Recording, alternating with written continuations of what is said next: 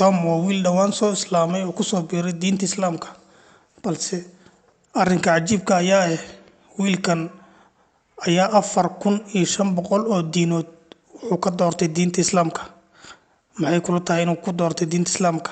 Wuxuu yiri waxaan baaris ku sameeyay 4500 oo diimood anigoo ujeedkaygu yahay raadinta diin xaq ah. Waxaan kala hufay oo kala haadiyay anigoo ugu dambeyn ka doortay diinta Islaamka.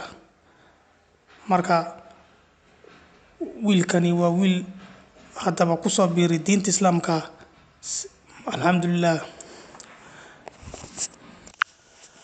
Wuxuu yiri waxaan isweydiin jiray su'aasha ah ujeedka koonkan loo abuuray maxay tahay? Yaa ka dambeeyay abuurka koonkan? Maxay tahay ujeedada bini'aadamka loo abuuray?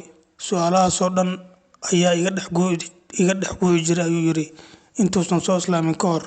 Waxaan waayay jawaab cid siisa oo aan ka ahayn Islaamka. Wuxuu yiri waxaan ogaaday in hadaf iyo ujeedo weyn loo abuuray koonkan, kaasoo ah inaysan la mid ahayn in la cuno, la cabo, la seexdo, balse ay tahay ujeedo weyn oo loo abuuray koonkan inuu u adeego. Ujeedadaasna waxa uu abuuray Khaaliqii abuurtay.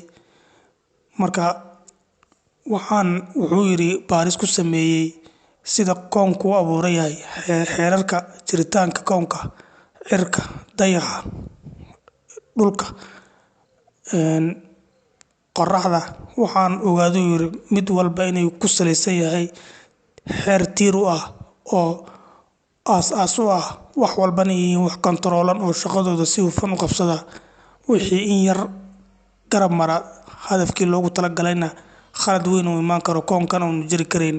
Koonka ayaa soo sheegay wax isku wada xirxiran oo aqoon iyo xikmad weyn ay ka dambeyso sameynteeda. Haddaba waxaanan caqliga bini'aadamka aan qaadanayn koonkan sida quruxda badan ee xikmadda badan u abuuran inaysan jirin cid ka dambeysay abuurkeeda.